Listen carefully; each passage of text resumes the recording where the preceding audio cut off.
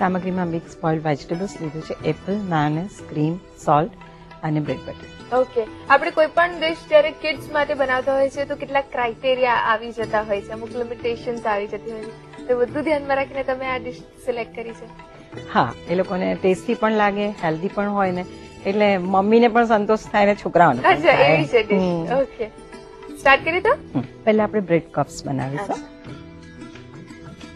થોડું પાણી લઈશું બ્રેડને મોઇસ્ચન કરવા માટે.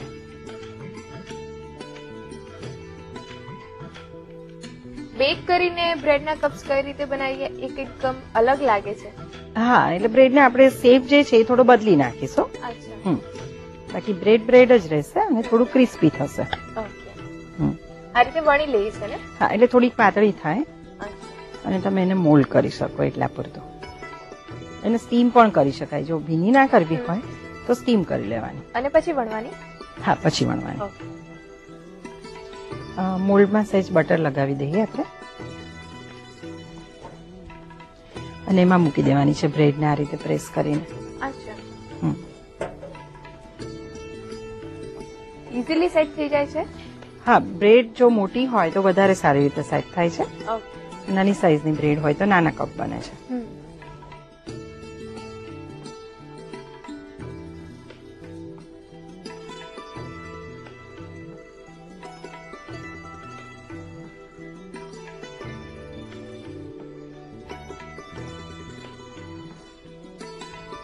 થોડું થોડું જ પાણી લગાવીએ છીએ. ખાલી એને આપણે મોલ્ડ કરી શકીએ ને એટલા પૂરતું છે.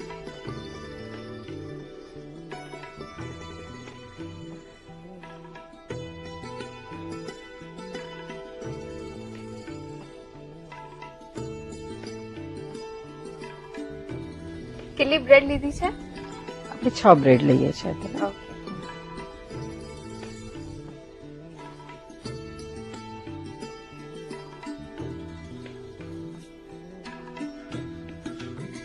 તૂટી જાય એવું લાગે તો પાણી થોડું વધારે તમે પ્રેસ કરશો તો પાછી જોઈન થઈ જશે. ઓકે, ઇવન ટાર્ટના જે નાના મોલ્ડ આવે છે એલ્યુમિનિયમ મોલ્ડ એમાં પણ કરી શકાય. બ્રેડ લઈશું એટલે ઘણું કન્વીનિયન્ટ થઈ જશે. એનો શેપ જે બાઉલ જે કપ્સ રેડી કરવાનો છે એની આખી લાંબી પ્રોસેસ નહીં કરવી પડે. નહીં કરવી પડે. એક્ઝેક્ટ.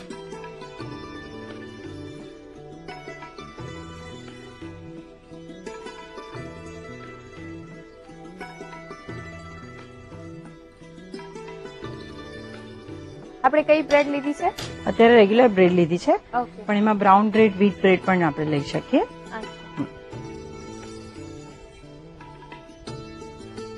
હવે એને ઓવનમાં મૂકીશું, આપણે ગ્રીલ કરીશું.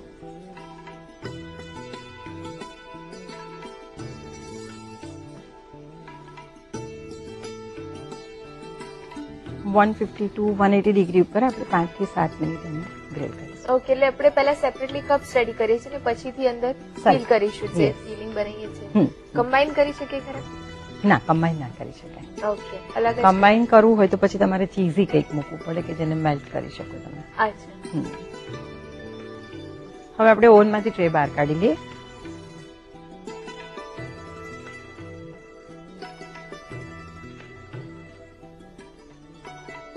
ગ્રીલ થશે એટલે એનો એક ચોક્કસ શેપ પણ આવી જશે. યુઝ્યુઅલી આપણે જે ઓપન ટોસ્ટ યુઝ કરતા હોઈએ છીએ એના બદલે કપ્સ કર્યા છે. ઓકે, આ રીતે અનઇવન શેપ જ રહેશે ને? હા, અનઇવન જ. સ્ક્વેર બ્રેડ માંથી રાઉન્ડ કરવાનું છે.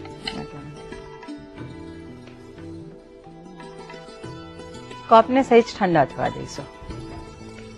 હવે એનું ફિલિંગ રશિયન સેલેડ તૈયાર કરીએ.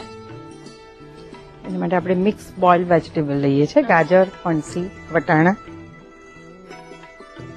અડધો કપ જેટલું લઈશું. ઓકે, પૂરેપૂરા બોઇલ કરી દીધા છે? હા, પૂરા બોઇલ કરી દેવાના છે. હવે એ જ રીતે ફ્લાવર અને બટાકા છે એ પણ એડ કરીશું. એને પણ આપણે બોઇલ કરેલું છે. બધા જ શાકનું માપ કેટલું રાખીએ છીએ? બધા શાકનું માપ આપણે સરખું જ રાખીએ છીએ. અડધો અડધો કપ લઈએ તો બધું અડધો અડધો કપ લેવાનું છે. અને રશિયન સેલેડ આ જ રીતે તૈયાર થાય છે? પર્ટિક્યુલર શાકભાજી આ જ વપરાતા હોય છે? હા, એમાં વેજીટેબલ્સમાં ગાજર, ફણસી, વટાણા, ફ્લાવર, બટાકા, ફ્રૂટમાં એપલ, પાઇનેપલ અને સાથે તમે નાખવું હોય તો વોલનટ્સ કે એવું કંઈક ક્રન્ચી નટ્સ તમે એડ કરી શકો. હવે એપલ ઝીણું કાપેલું છે એડ કરીશું. એ પણ લગભગ અડધો કપ જેટલું લઈશું.